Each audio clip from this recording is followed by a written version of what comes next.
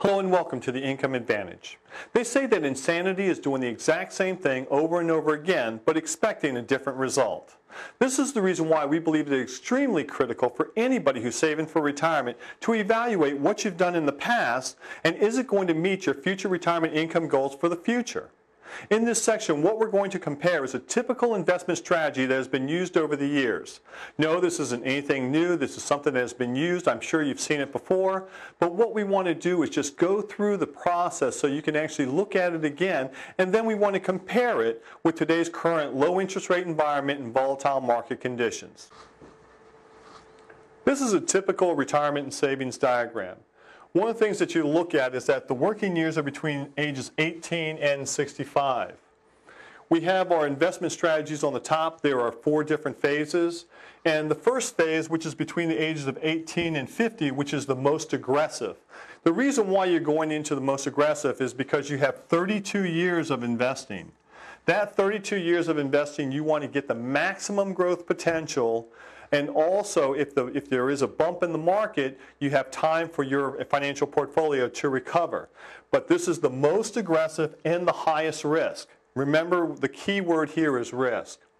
Between the ages of 50 and 60, this is a 10-year time frame, a 10-year window that we're looking at, and that goes into your balanced portfolio. Now, the advantage of having the balanced portfolio is, number one, is to reduce risk.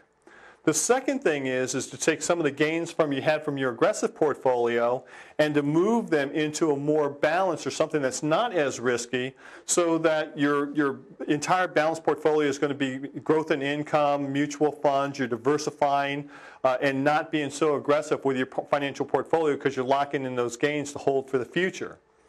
Then when you go between the ages of 60 and 65, this is a very, very critical point because when you hit this section right here, this is going to be the most conservative section because you're trying to preserve and not have your funds subject to market risk. So it's not about still trying to maximize your growth potential.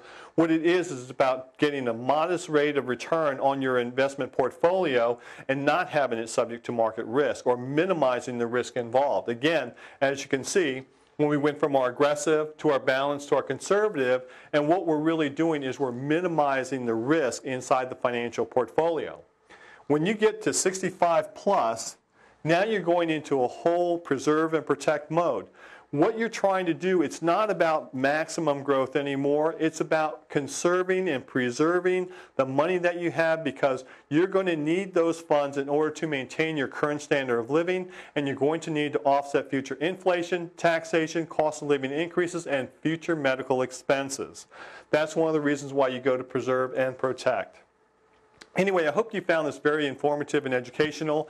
In the next section, we're going to go into options and alternatives and also compare how this strategy would have fared over the last 10 years in your financial portfolio. And we're going to show you options and alternatives that will get you to where you need to be when it comes time for you to retire. Thank you. To find out more information about how you can benefit from the Income Advantage Zero Risk Savings, Retirement, and Lifetime Income Plan, contact us today. 877-265-6739. Again, 877-265-6739. Thank you.